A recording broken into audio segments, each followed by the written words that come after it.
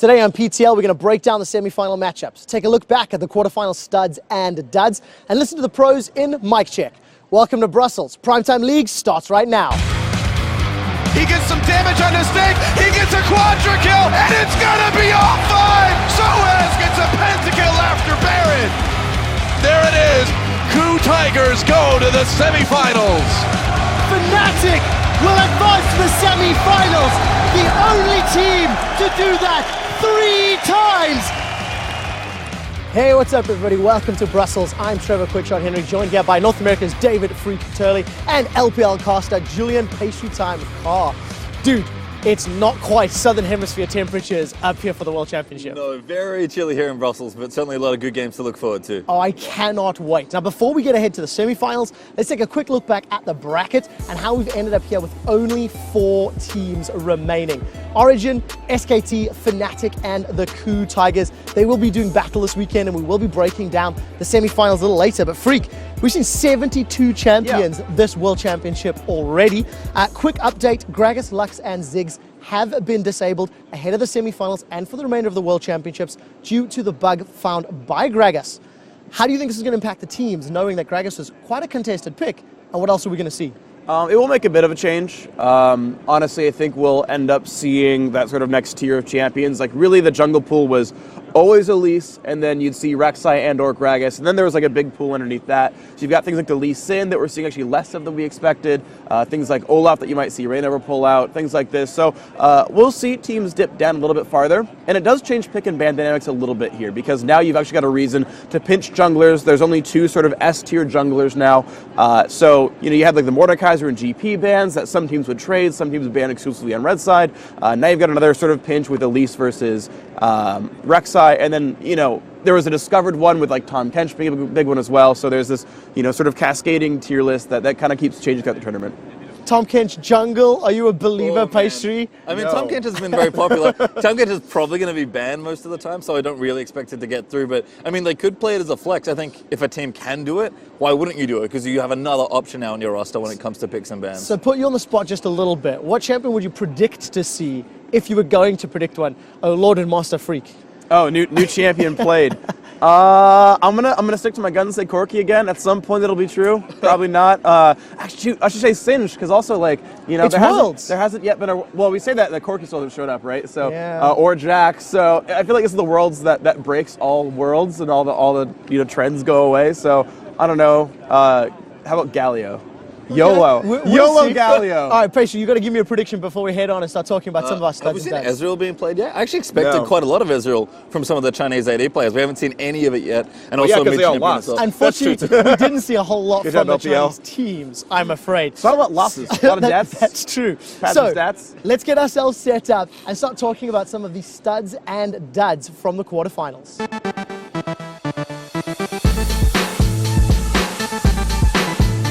And as we said, before semi-finals, let's talk about the studs and duds from the quarterfinals. Simple rule, who stepped up in your mind and who didn't? I'm going to kick things off because I'm in the host's chair and I'm allowed to. Stud, looking back at the quarterfinals, has to be Smeb from the Coup Tigers. He really showed us how dominant somebody can be in lane, despite being behind in kills multiple times with Fiora, still managed to outtrade and outduel and prove that on any given someday, he will lose, unfortunately. Looking at the duds side, I was so bummed by Deft. There was so much hype coming in. We had that fantastic feature of Deft versus Reckless, one of the world's best team fighting AD carries in a meta where extended team fights is a thing. And then he played Jace, and that did nothing. And then he just teleports, didn't do anything, and I was just really disappointed. So for me, major dud was Deft. Freak, stud and dud looking back at quarterfinals. I'm going to go with a pair of top laners here. Top laner stud, Huni. I think Huni super stepped up. I tweeted it last week, but like, the freak who watches competitive loves seeing Riven come out because he's so exciting. The solo queue freak really doesn't want to see any more Riven, so I'm a bit torn here. But the fact that Huni's bringing out some counter picks, he's one of the very few Riven players actually playing Riven at this tournament here. And I'm glad that he's branching on the champion pool, bringing things out, AP Echo, things like this. He actually upped his damage per minute from 40 to 460 in the quarterfinals. Is that all? I mean, it's still pretty high. He's the only person in the quarterfinals to keep his opponent below 1 damage per gold, which is like pretty hard to do, but he kind of wrecked Koro there in that one. You could say Koro didn't do very well, but either way. Honestly, Nasuhuni had a really stand-up performance, great top lane play. Blind picked Riven, won that game as well. So you've really hammed on your studs. Who's your dud? So someday, kind of the opposite here. You mentioned the fact that Smeb did so well, Sub did basically nothing. He got counterpicked 3 out of the 4 games. The only game he didn't get counterpicked, he first picked Darius. So he's been given the chance to succeed. He's given the chance, and he went negative in CSD. He gave Smeb 580 damage per minute. Hey, he didn't give Smeb. I mean, Smeb he gave Smeb some solo kills when Riven had 2 deaths. The guy, or when Fiora had 2 deaths. Well, I agree with Sunday you. got walked over. A dud of note. Now, pastry time. Studs and duds from quarterfinal. My stud's actually Gorilla from Coup Tigers. Not only did he bring Tahm Kench into the world's meta and create chaos now in the picks and ban phase, he's just been super solid. He's pretty much took it to Peekaboo their entire quarterfinal. Support chain was going off. Gorilla's always been a great player. He did it with Janna in 2014. He's done it again with Tahm Kench in 2015. I'm so impressed by the player. Gorilla's one of the best support players in the world. Super keen for that Soraka that he loves so much. But we'll have to see. As far as Doug goes, I'm going to have to unfortunately keep putting more Chinese players under the bus. Koro did not play to the expectation that I had for him. He's a semi-carry player. He can play carry. He's a very good low econ top laner as well. I expected a Gnar player this good to really be able to beat up on a lot of Darius players. His Fiora looked okay, but his TPs did not. He never got a counter pick. He didn't play carry or low econ. Both styles he can do, and just didn't do either of them. EDG in general obviously let me down, but Koro especially. I expected the Knight in Shining Armor, and he's kind of tripped over it on his face and fell straight into Huni's Riven. Well, there we go. Tripped over on his face, according to Pastry Time. So that's our studs and duds from the quarterfinals. You guys at home, let us know on Twitter. Now we're going to take a look forward to our semifinals.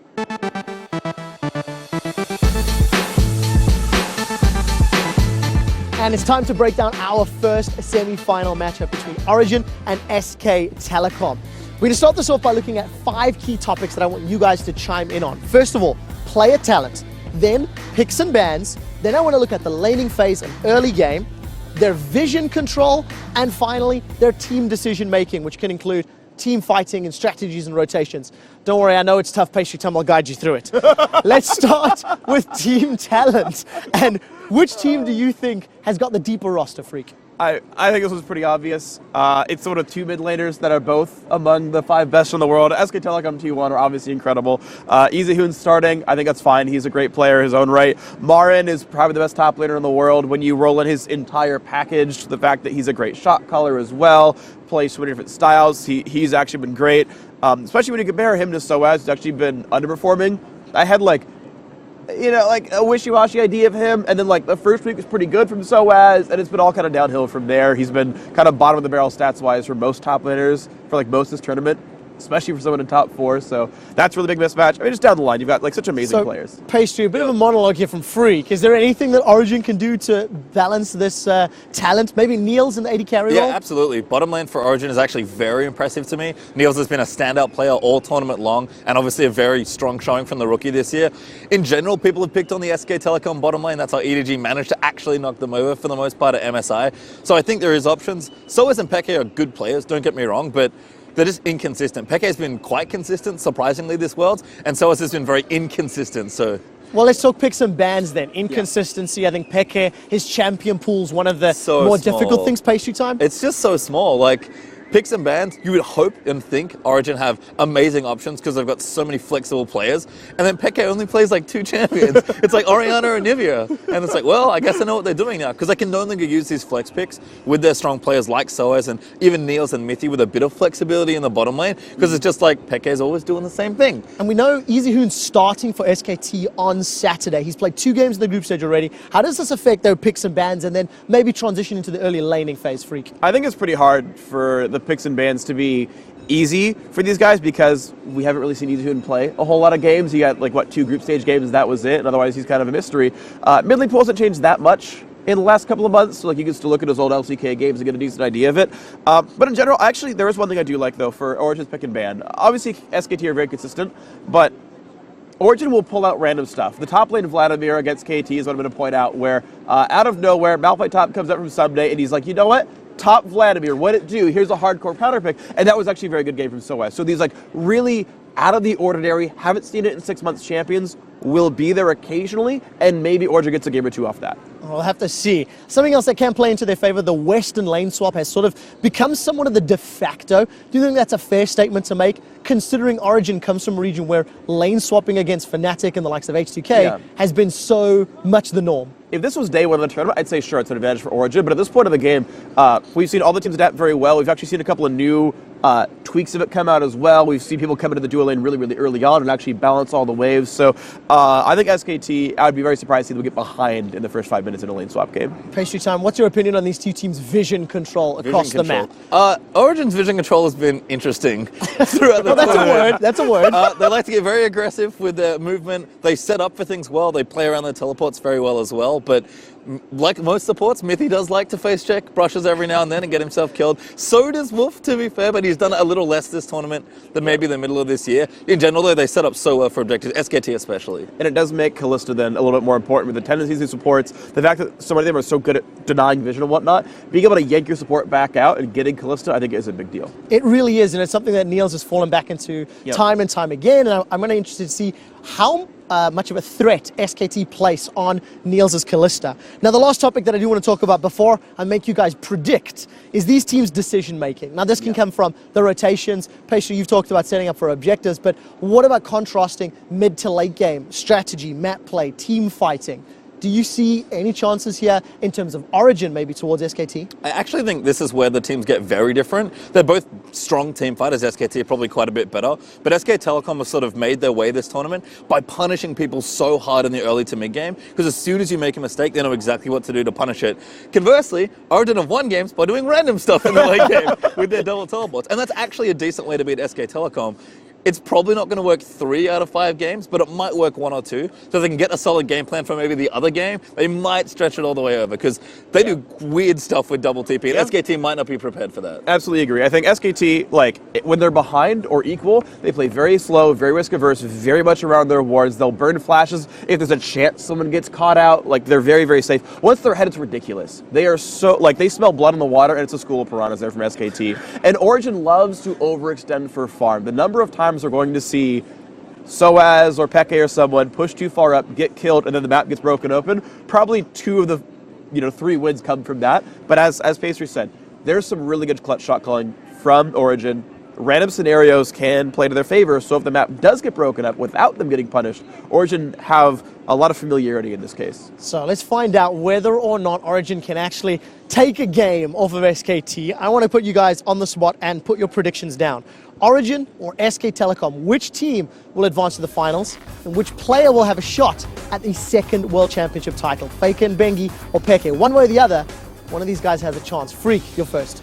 SKT, probably a 3-0 as well. I'd say in any given game, there's like a 10 to 12% chance that Origin wins off of Chaos.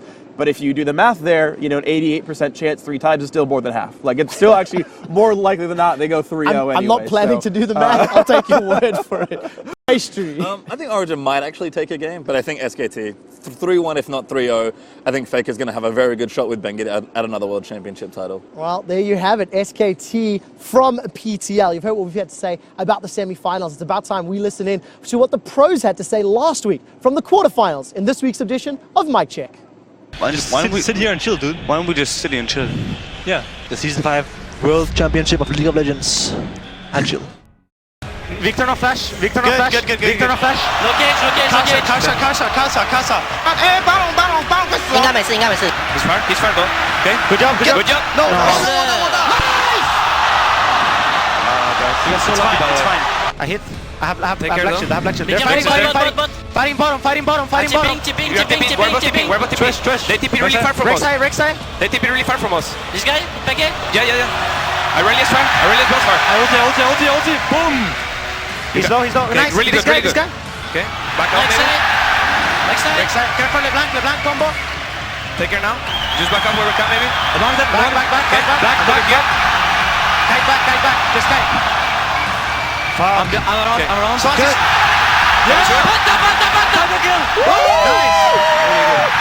Is that it? Get Drake.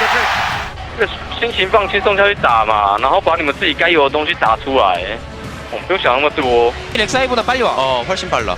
이거 타워 한 대 깨면서 해. 얘네 힐 있어요. 오케이. 아니야 힐 없어 둘 다 노플. 나이스. 덕큐. 아이고 나 실수했다. 나 안 죽을게. 노플. 나이스. 오케이 바리 우리 할 수 있다. 우리 할 수 있다. 레인 오버가 우리를 부른다. 만나야 돼. 가자. 잘 봐봐. 나 좀 멀다. 빅토르 빅토르.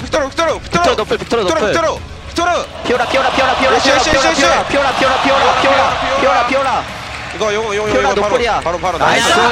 미드. 카운터 나 실패했어. 나이스.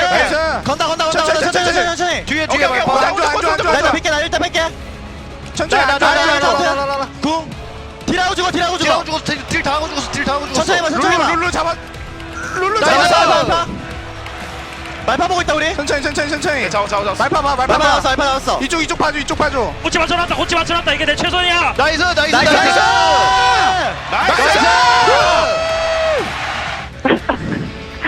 Don't talk with the enemy. We are not here to be friends. You know, we are here to smash them. Finish him. He's my friend. I don't care. Don't die back. 오케이. I can go. Even enemy dive. Regular bottom, me TP, have. C. Okay. We can TP. TP. Me6. Now we. Me6 now. Gragas no flash. Gragas no flash. Nice. Can. Kill. 리본. 리본. 원해. 백. 너무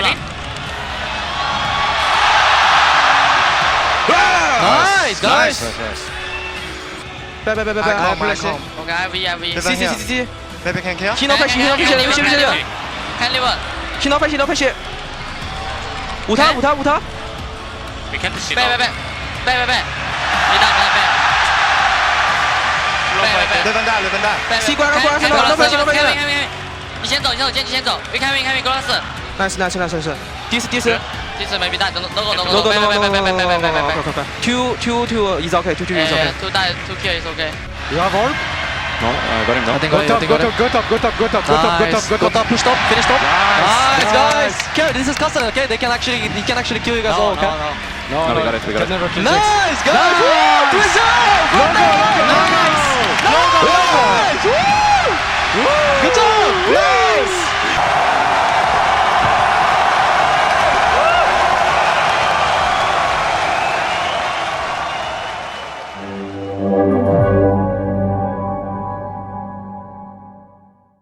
Hello, Summoners and Summonettes. It's time to talk about the Twitter question from last week, which was, which player in the quarterfinals would have the highest KDA? And for a shot at the Hall of Fame, you had to tell us exactly what that KDA would be. Well, there's some good news, some bad news. 138 of you incredibly intelligent, beautiful, wonderful, just the smartest people ever got the question right. Of course, it was Bang with the highest KD in the quarterfinals. And I mean, I cannot stress enough the level of intelligence and skill and game prediction that the people who answer this question right had. I mean, it's just truly some of the smartest people in the world of League of Legends. So congratulations to the 138 of you. Now, the bad news, of course, is the fact that the Hall of Fame question was to tell us his exact KDA. The exact KDA was 12.6 repeating. Unfortunately, the close we got was 12. Good enough for mention, not enough for Hall of Fame, but at Robert Anderson 7, congrats on being pretty close. All right, so good and bad news for this week's question, last week's question. How about this week's question? This one's going to be, first of all, which two teams will advance to the finals? I'm going to guess SK Telecom, T1, and Fnatic. And for the Hall of Fame, tell us which player in the Summers will have the most kills and how many kills will they have. Now, I'm going to say, again, SKT and Fnatic advance, and the player is going to be Reckless with 23 kills in his semifinal matchup. That's my guess. If you guys want to join in as well, tweet at LoLesports, #PTL, and remember to tell us the two teams advancing, the player with the most kills, and how many kills he's going to get. Good luck.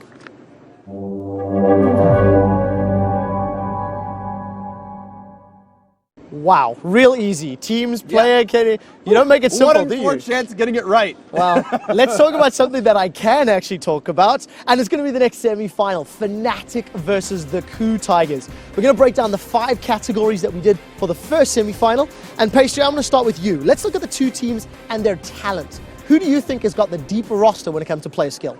Individually, I actually think Fnatic probably has like standout individual players. Huni's been great all tournament. Forbiven's been amazing, almost as a sleeper player from the mid lane. And they've got a super solid bottom lane and great jungler as well. Like, Q are a good team. They have good players. Gorilla especially stands out for me on their team. But as far as individual talent goes, Q definitely played more as a team, but Fnatic just have superstars. Yeah, I think there's two spots where Q can edge. Smeb can play better than Huni. I think Gorilla as an individual player is probably a bit better than Yellowstar, but I still think Yellowstar is a complete package, much like Marin. Just he does so much for the team, good shot calling, everything else. So yeah, talent-wise, in terms of individual champion movements, I think it's almost 50-50. Well, Smeb was my stud, and I'm a little nervous for Huni because hey, Huni was my stud. Hey, so Smeb showed which up. one of us is smarter? We're going to find out, won't we? Hashtag quickshot win. Let's look at picks and bans and talk about some of the champions then that these players are going to pull out. Tom Kench is something that we've seen Gorilla and Yellowstar play. We saw Yellowstar doing some interesting sort of lane ganks with it when he played it. Actually played in LCS as well. Failed miserably then. And Febiven is showing he can play anything and everything. So picks and bans, who's got the edge? I actually think there's a big edge for Fnatic here. Two main reasons.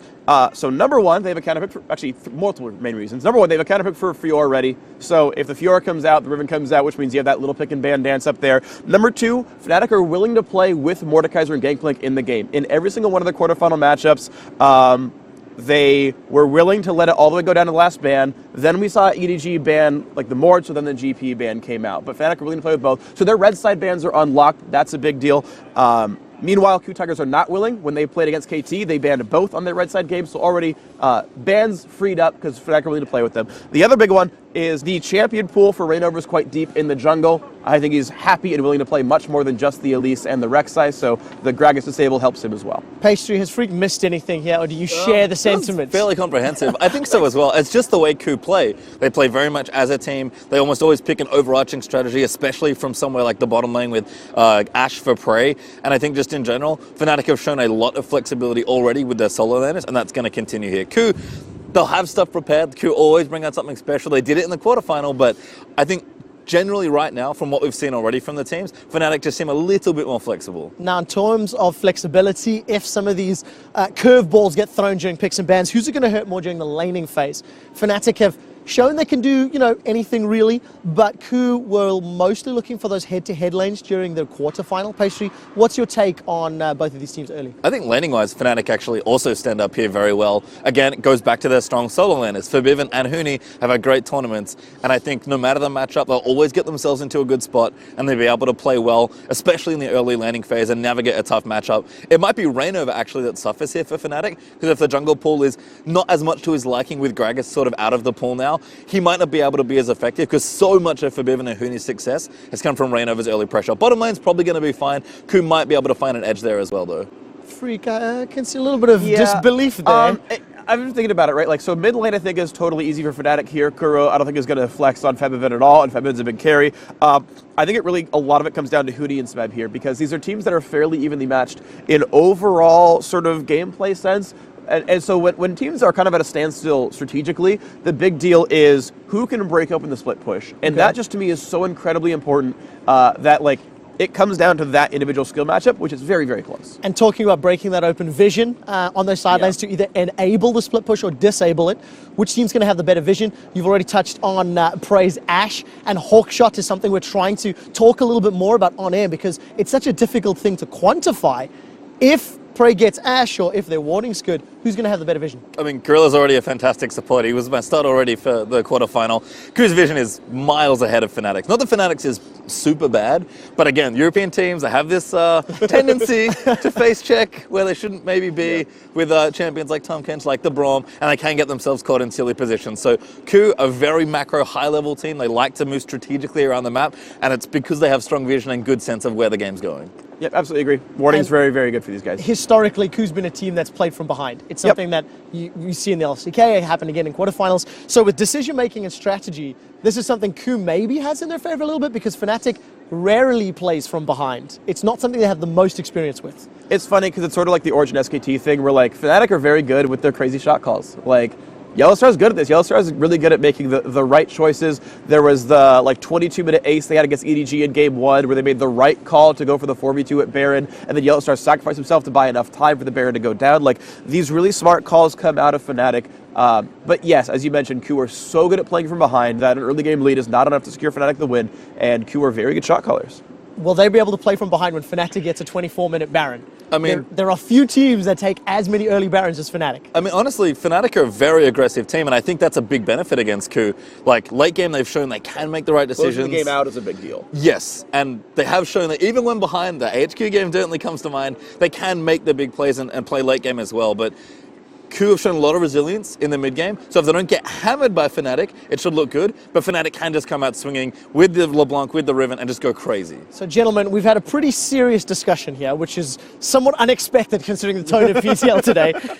And I think it's because this is a difficult match to call. Yes. So I'm not going to, and I'm going to make you guys do it. Fnatic or KU Tigers? What a cop-out. Hashtag frequent. Quickshot doesn't get anything for this. Who is winning your semi-final, with what score and why? Well, I thought it was going to be Fnatic beating KT. That has to be Fnatic beating KU Tigers. I'm still hoping for those 10 points in Pick'em, but I still say it's Fnatic.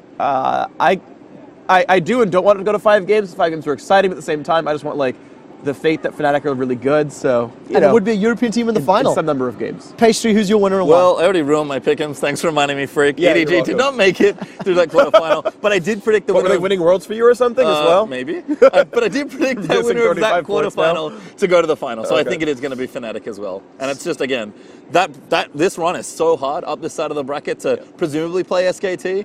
Fnatic have already shown that they're such a strong, resilient team. I think they can beat KU here and have a very good run at the final. Now is the question, like, are you like just putting all your EDG faith with Fnatic, or are you like angry at them for knocking your team out? I certainly hope not, because Okay. every time I've seen an Australian LPL caster faith, it's not ended well. There's your predictions for our semi-finals.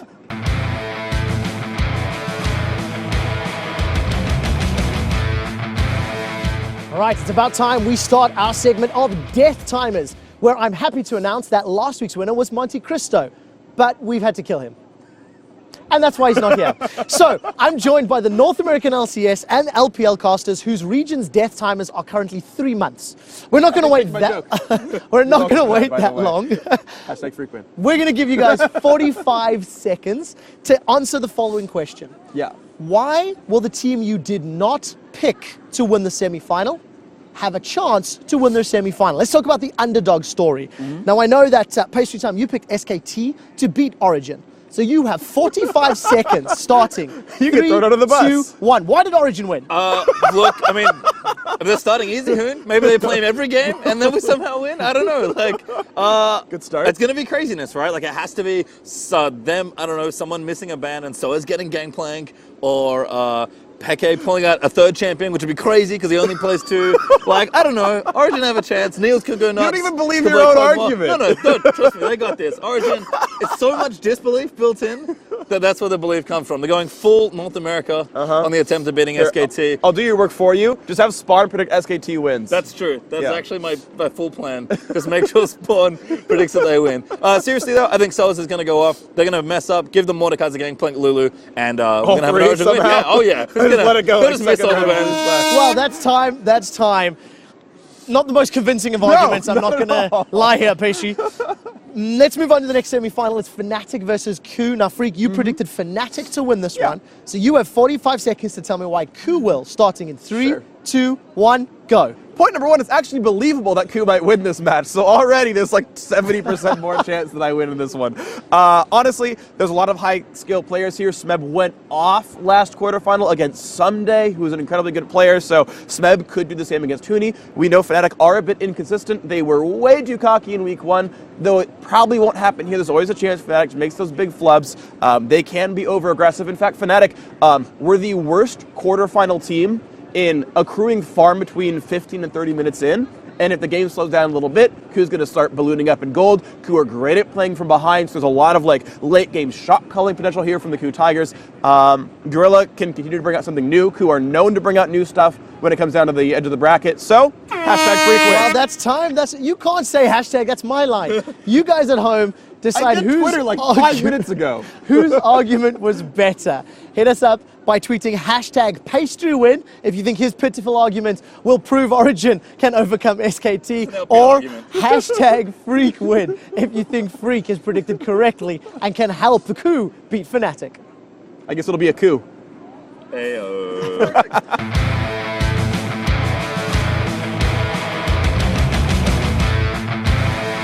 All right, we'll find out whether or not Pastry Time's interesting Death Timers discussion will come true on Saturday when Origin take on SKT. It's at 4 p.m. local time here in Brussels, 7 a.m. Pacific. Now on Sunday, Fnatic will go up against Coup Tigers at 2 p.m. local time, 2 hours earlier, but daylight savings will change the clocks here in Europe, so you guys make sure you double check your times wherever you are in the world to tune in for that semi-final. Moving on, we're going to take a look at the top 5 plays from last week, or as Soaz can call it, Le Penta. At number 5, Fnatic's Febervin made all of EDG's life bars disappear as he picked up a triple kill. I think they're going to turn their attention onto Koro. He's going to be in a little bit of trouble. Grand Challenge comes down, body slam connects. Koro will get dropped, and it's first blood to Fnatic. But Pawn will teleport in and get himself one back. Hooney's on the way out. Will have that broken wing slash to get more. Hooney does get dropped by Clearlove. It's a messy fight so far. 2 for 2, and it's Jungler on mid lane action. Febervin with double bumps gets a triple kill and gets out. Coming in at number 4. Pawn's death was not in the cards as EDG's Maiko helped change his fate. Pawn's gonna get dove here. They've got Alistar coming in behind the turret. Pawn's in so much trouble. Yellowstar needs to hit his combo. Flashes for the knock-up, headbutts Pawn backwards, but Maiko saves him, keeps him alive. After making that great escape, Pawn had one more trick up his sleeve in our number 3 play of the week. Reckless will sidestep the shock blast before Pawn has teleported with 100 hit points. He flashes it and gets the kill. They just completely outplayed him. Diving into number 2, AHQ's Westor takes the bait and the kill in his 1v1 versus SKT's Faker. Faker's going to get killed. Westor follows the flash. May not survive. One more hit. The melee minions chasing, and Westor wins the 1v1. Yeah, has the potion ticking too, but nicely done by Westor. I predict a slow-mo zoom in from our observers. Ignite right there. Wow, really nice. And our number 1 play, Origin Soaz with Darius and the Pentakill. They're trying to collapse. The team is coming. Amazing can jump over the wall. Who's going to win this fight? It goes to the red team. That goes to Origin. Here's the battle. Karsa alone in front, absorbing, gets dunked. Soaz is online. Maple's down. He's still going. He doesn't get the third as Azonius comes across. He gets some damage on his stake. He gets a quadra kill. He's on to NL, and it's going to be all 5 to save the game. Soaz gets a pentakill after Baron. Absolutely love seeing pentakills on the Penta. And if you guys at home want to see your favorite plays featured on the Penta, hit us up on Twitter at LOL Esports. Use that hashtag #ThePenta, and we'll try and get it into that list for next week's episode. That does it for today's issue of PTL. I'd like to say thank you to Freak and to Pastry Time for joining me out here in the cold. And as we go, we have one high-flying, stunning moment in our last hit. There's the heal, and Kuro now with a clear line for the damage on the arrow. Can he do it a little bit more? And the auto attack gives Kuro the double kill. Someday a bit late to the party, and I think time's out for him. He's going to try it all. Oh, he got stopped by the gravity field. Triple kill for Kuro. Oh, man. I love how Gravity Field freezes animations. Strike a pose. Good night, Darius. Insane. What the hell? Gets a triple kill, gets the quadra, gets the pentakill!